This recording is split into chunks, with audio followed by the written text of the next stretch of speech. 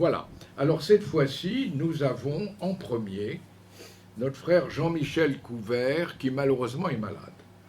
Et étant malade, il a demandé, pas à n'importe qui, c'est-à-dire au double de moi-même, c'est-à-dire mon lieutenant, de lire bien sûr son travail. Et son travail s'appelle Tradition spirituelle et physique moderne. Pourquoi j'ai donné ce travail-là à propos de l'œuvre de Fritjof Capra? Peut-être vous ne connaissez pas Fritjof Capra. J'ai commencé moi-même et mon travail de maître était justement sur un colloque qui avait lieu à Cordoue, qui avait été transmis à France Culture, que nous avions enregistré, et mon travail de maîtrise. Pourquoi? Parce que autant la science que la poésie, que la littérature sont importants. N'oubliez pas que, à nos origines, on n'en a pas parlé, mais on aurait pu en parler, eh bien, Newton et plein d'autres, scientifiques faisaient partie justement de ceux qui ont pensé justement les constitutions dont on a parlé ce matin. Il n'y avait pas que les philosophes. Donc il ne faut surtout pas oublier le côté scientifique, de manière à ne pas être en dehors d'une société. Et donc ce travail, l'œuvre de Fritjof Capra est particulièrement importante, et elle s'appelle le Tao de la physique, dans la mesure où Fritjof Capra a été capable, et c'était d'ailleurs dans l'exposé que je faisais il y a 20 ans, donc c'est pas d'hier, donc c'est une notion à connaître, eh bien il allie les deux voies spirituelles et la voie scientifique. Donc je suis très content de donner la parole, si tu veux bien, Georges, de manière... Voilà. Avec plaisir, très puissant souverain, grand commandeur. Le système sonore fonctionne-t-il? Oui, aux merveilles. Eh bien, mes frères, si vous le voulez bien, et vous aussi très puissant souverain, grand commandeur, nous allons ensemble découvrir le travail de notre frère Jean-Michel Couvert. Alors partons d'une idée extrêmement simple et considérons donc avec attention les objets qui nous entourent. Notre incontournable ordinateur, le modèle dernier cri doté d'un processeur ultra rapide et d'une carte graphique à faire pâlir un enlumineur. Non loin de là, un smartphone, dernière génération si possible, et il est toujours en alerte. Sans parler bien sûr du lecteur MP3 qui souvent nous éloigne de la foule bruyante, et sans oublier non plus la commande infrarouge du téléviseur familial. Oh, ça commence mal. Pardon, excusez-moi. Du matin au soir, l'homme reçoit, hiérarchise et émet des centaines de messages qui provoquent en lui ce que l'on peut nommer une extension spatiale, de par ces objets qui sont pour lui individualisés. Mais, en les considérant de plus près, on peut constater que chacun est une micro-machine de l'ordinateur au bip de la voiture. Micro-machine dérivant des semi-conducteurs ou des lasers, c'est-à-dire issue de la mécanique quantique. Cette physique quantique, ou mécanique quantique, fait partie intégrante de la physique moderne et qui a pris naissance au début du XXe siècle. Si, en tant que telle, elle est d'une incontournable utilité pratique, en fait, elle a modifié les différents paradigmes actuels et modifié profondément notre approche du réel. À tel point que malgré la sécularisation active de notre époque, la suprématie de l'analyse sur la synthèse, certaines convergences apparaissent néanmoins entre diverses tendances qui pourtant semblent très éloignées l'une de l'autre, celle des traditions spirituelles d'une part et celle d'autre part du raisonnement de la physique moderne. En effet, certaines questions considérées comme incontournables et fortement exprimées par Henri Bergson dans l'énergie spirituelle, les célèbres « D'où je viens ? Qui suis-je ? Où vais-je ?» Ces questions hantent toujours l'esprit de l'homme et ont pris au cours du temps des voies fort différentes. En particulier d'ailleurs les approches éloignées prises par l'Orient d'un côté et l'Occident de l'autre, et dont René Guénon a si bien fait état. Mais Depuis le début du XIXe siècle, les récentes découvertes scientifiques paraissent rejoindre ce que la sagesse orientale exprimait au travers de ses mythes les plus classiques et que la voie initiatique tente de conserver dans sa transmission de la tradition. Aussi, sans chercher une analyse approfondie de ces traditions, et sans chercher surtout le détail dans la physique moderne, qui avec la physique quantique a une argumentation fortement mathématique, mais tout en gardant la justesse des principes mis en jeu, nous nous proposons d'examiner certaines de ces convergences entre deux domaines qui paraissent si éloignés. Auparavant, nous devons soulever quelques problèmes particuliers. Problèmes non pas spécialement liés aux traditions spirituelles dont l'existence ancestrale implique leur connaissance, mais bien plutôt des problèmes liés à cette physique moderne dont l'évolution quelque peu récente modifie notre approche du réel et nos conceptions qui paraissent dès lors qui nous paraissaient les plus solides jusqu'alors dans notre quotidien. En effet, deux questions apparaissent aussitôt. De quelle connaissance s'agit-il dans les deux cas? Et quel langage utiliser pour exprimer cette connaissance? Il a toujours été admis que l'esprit humain est capable de deux sortes de connaissances, deux modes de conscience, le rationnel et l'intuitif, et qui sont traditionnellement associés à la science et à la religion pris au sens le plus large. Plusieurs attitudes se sont dessinées. En Occident, la connaissance intuitive et imaginative est dévaluée. En Orient, dans l'hindouisme, en particulier les Upanishads, on parle de connaissances inférieures pour l'approche scientifique et supérieures pour la conscience religieuse. La philosophie chinoise considère ces deux types de connaissances comme complémentaires et cela se traduit par la figure du couple yin-yang. Mais, dans toutes les traditions spirituelles, la connaissance est exprimée par des mots, et plus précisément par des mythes, symboles, images poétiques et paradoxes, toujours conscients des limites qu'impose le langage et la pensée discursive. La physique moderne a adopté les mêmes attitudes avec ses modèles et ses théories verbales. Il suffit pour cela de considérer le logo adopté par Niels Bohr, physicien travaillant avec Heisenberg, mais ce problème du langage reste constant pour ces deux modes de connaissance. La contradiction, si embarrassante pour la pensée courante, vient du fait que nous devons utiliser le langage pour communiquer notre expérience subjective qui, dans sa nature véritable, transcende la linguistique, dit Suzuki, philosophe bouddhiste. Ce à quoi fait écho Heisenberg. Je cite, « Les problèmes du langage ici sont réellement sérieux. Nous souhaitons parler de la structure des atomes, mais nous ne pouvons pas en parler en langage ordinaire. » En résumé, les problèmes linguistiques, s'ils limitent l'expression de la pensée, se situent en physique sur trois niveaux. Le langage propre à la physique, le langage mathématique utilisé et sa traduction en langage courant. Problème de langage que nous retrouvons dans les voies mystiques sous d'autres formes. Mais avant de continuer, précisons ce que l'on entend par physique moderne. Pour la définir à grands traits, elle se divise en trois. Celle qui s'applique à des vitesses proches de celles de la lumière, la relativité générale, celle que nous utilisons dans la vie quotidienne, la physique classique, et celle de l'infiniment petit, la physique quantique. La physique classique régna en maître jusqu'à la fin du XIXe siècle.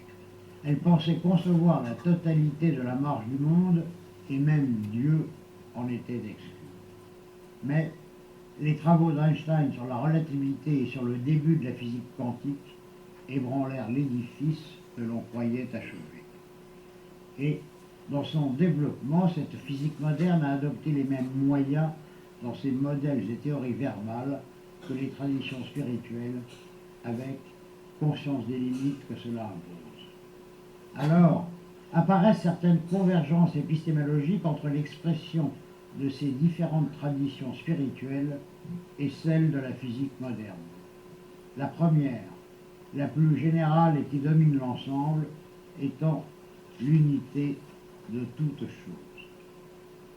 Une des conceptions les plus importantes des traditions spirituelles, en particulier celle de l'Orient, est la conscience de l'unité, et donc de l'interaction de toutes choses et de tous événements, les phénomènes du monde étant alors considérés comme autant de manifestations d'une unité primordiale. Ce qui est déjà exprimé par le poète philosophe indien Ashwagandha Ghosa, au IIe siècle, par, je cite, « Ce que l'homme désigne comme la réalité telle qu'elle est, c'est l'unité de toutes choses, le grand tout. » Fin de citation. Pourtant, dans sa vie quotidienne, avec son caractère inhérent de finitude, l'homme a, dans un premier réflexe, tendance à diviser en objets et événements distincts. C'est la voie que la physique classique a prise, et nous l'avons vu cela jusqu'au XIXe siècle.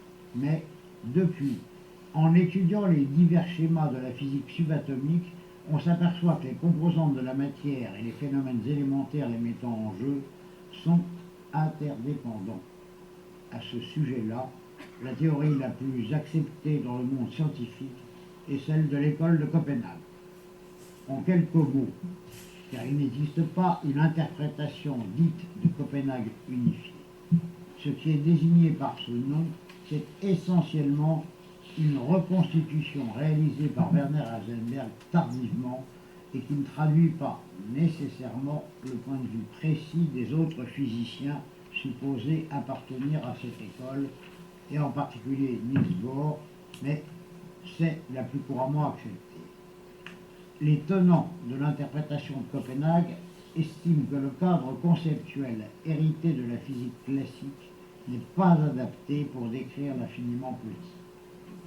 En particulier, ils supposent que dans tout acte de mesure, l'objet mesuré et l'appareil de mesure sont totalement séparés.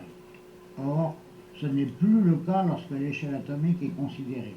Il y a non-séparation et même interaction de l'observé et de l'observateur, ce qui implique entre autres une connaissance de l'observateur par lui-même, peut-être le connais-toi toi-même.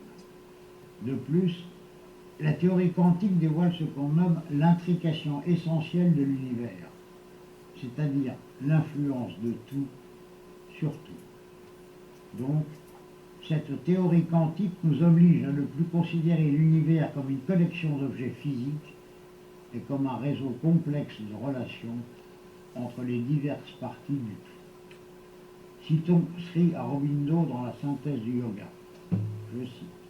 L'objet matériel devient différent de ce que nous le voyons actuellement, non comme un objet séparé de l'arrière-plan, mais une partie indivisible de tout ce que nous voyons. Fin de citation.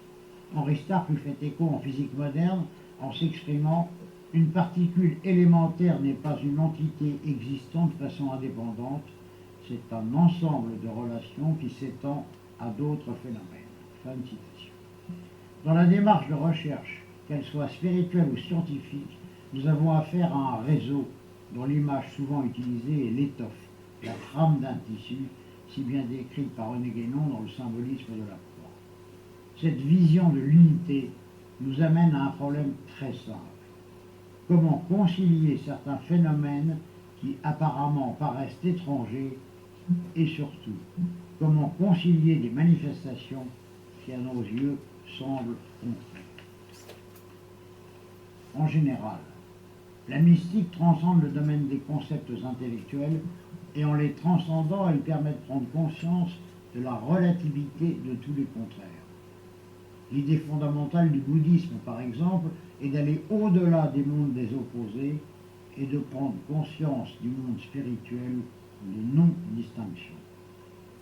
Cette polarité des contraires ne peut en général pas se réduire par la disparition de l'une des composantes, mais elle se résout dans un équilibre dynamique des contraires tels le yin et le yang chinois.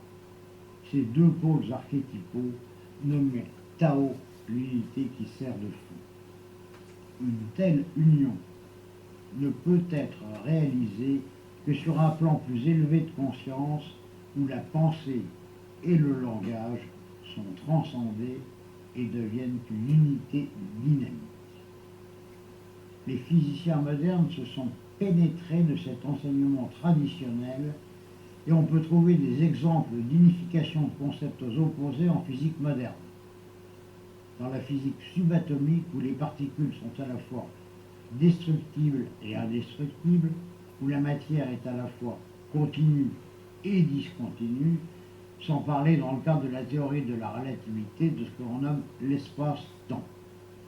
L'exemple le plus célèbre d'une telle unification des contraires est celui de la notion de particules et d'ondes en physique atomique. En effet, à ce niveau atomique, la matière se présente sous un double aspect, sous forme particulaire et ondulatoire. On retrouve ici les caractères du discret et du continu. Tout dépend de la situation dans laquelle on se trouve. Sans entrer dans les détails, la lumière, par exemple, est émise et absorbée sous forme de quantan. C'est le caractère particulier qui apparaît. Mais lorsqu'elle voyage vers l'espace, elle se comporte comme des ondes. Autre exemple, les électrons, en général considérés comme des particules, mais l'expérience dite des formes de Young prouve que leur nature particule ou onde dépend du nombre de fentes. Alors, la notion de complémentarité est devenue essentielle à la façon dont les physiciens pensent la nature. Niels Bohr a même inclus dans son blason de chevalier le logo du yin et du yang, au-dessus duquel la phrase « Les contraires sont des complémentaires ». Un mot des apports de la théorie de la relativité.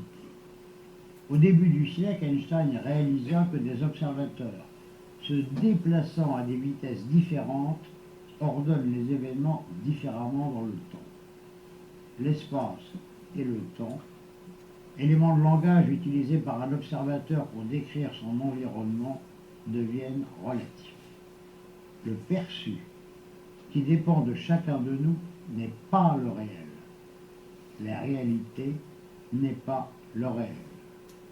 De plus, des notions qui semblaient totalement sans rapport, comme temps et espace, sont perçues comme un seul et même concept, l'espace-temps quadrimensionnel.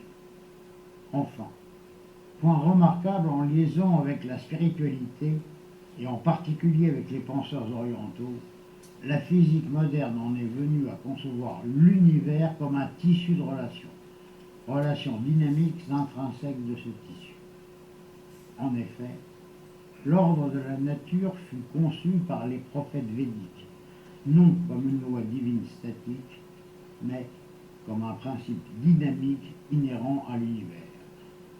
Selon la Bhagavad Gita, toutes les actions prennent place dans le temps par l'entrelacement des forces de la nature.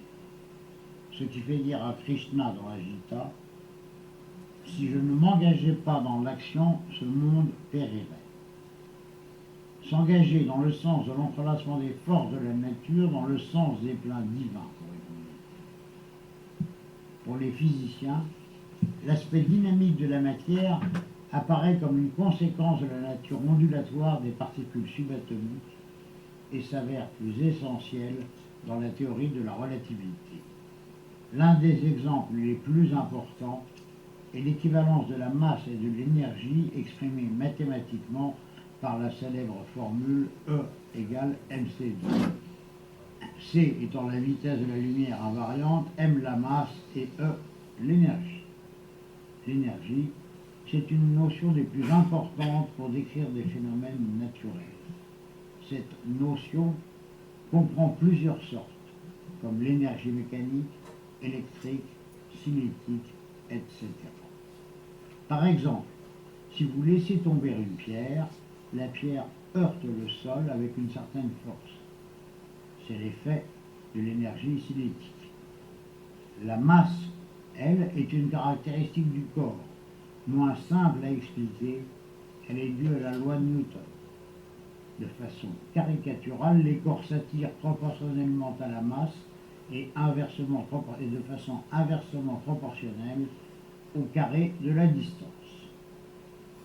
Une fois qu'elle est perçue comme une forme d'énergie, la masse peut être transformée en une autre forme d'énergie, ce qui arrive fréquemment dans les collisions subatomiques. La masse, en tant que telle, n'a plus d'existence, si ce n'est sous forme d'énergie. Comme les physiciens, la pensée chinoise élabora une conception des choses en tant qu'étape transitoire, et elle s'intéressait plus à leur interrelation qu'à leur réduction à une substance fondamentale. Tandis que l'Occident cherchait la réalité de la substance, l'Orient la cherchait dans la relation, affirmait Joseph Nida. En conclusion, ainsi, l'homme en quête de sens a pris des chemins bien différents. La mystique, dans sa recherche purement spirituelle, et une orientation toute rationnelle qui en fin de compte est mise à mal par les découvertes de la physique moderne et dont certains concepts rejoignent les fondements de l'Orient traditionnel en particulier et de cette voie mystique en général. Ces découvertes scientifiques récentes ont une influence bien plus grande dans l'esprit du monde occidental. S'il était admis que l'univers était un système purement mécanique composé de blocs élémentaires à tous les niveaux, y compris le corps humain, ce paradigme-là a changé. On a maintenant une conception plus holistique du monde, une approche qui va au-delà de l'apparente dissociation des formes et des structures. On voit l'univers comme un grand tout. On prend conscience de la profonde unité de toute la vie sous toutes ses formes et de la constante interdépendance de ses manifestations et de leur cycle de transformation. Pardon. Ce qui fait dire que la conscience écologique, au sens métaphysique et non pas au sens politique actuel, se confond avec la démarche spirituelle. Cependant, quelques points fondamentaux restent à retenir, points fondamentaux qui touchent en particulier la nouvelle physique. Tout d'abord, la relation de la partie au tout. En général, il est admis que le comportement de la partie influence le tout. Actuellement, il est admis que les propriétés de la partie ne peuvent être complètement comprises qu'à travers la dynamique de l'ensemble, du tout. De plus, le mode de pensée généralement utilisé était celui d'une structure statique. Ce mode passe alors en un mode de pensée évolutif, dynamique. Et selon Heisenberg, qui dans son introduction à la physique quantique écrivit « Il est impossible de parler de la nature sans parler de nous-mêmes », la science objective devient une science épistémologique. Le « connais-toi toi-même » est d'actualité dans les sciences. La connaissance n'est pas un savoir acquis une fois pour toutes, une vision seulement de l'extérieur, mais le résultat d'une maturation et compréhension du dedans. Cependant, le point le plus important paraît être que les fondations des connaissances scientifiques ne sont pas stables. Déjà, Descartes disait à propos de la connaissance scientifique « Je considérais que rien de solide ne pouvait être construit sur des bases aussi instables. » 3 siècles plus tard, Einstein écrivait à propos de la physique quantique « Nous eûmes l'impression que le sol se dérobait sous nos pieds. Nous n'apercevions plus nulle part de fondation stable sur laquelle bâtir. » Et sans parler du célèbre théorème de Gödel qui ébranla le monde mathématique. Un autre point remarquable est le caractère relatif de tout résultat scientifique.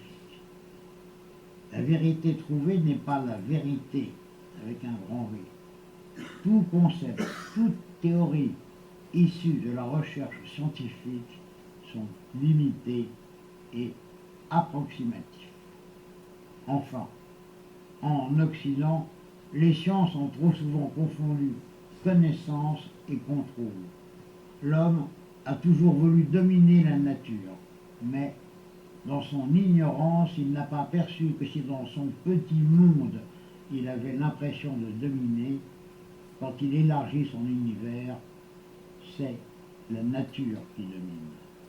Ainsi, cette voie scientifique, caractéristique de l'Occident, semble se rapprocher des concepts de la tradition spirituelle, en particulier celle des traditions de l'Orient, rapprochement souhaité par René Guénon.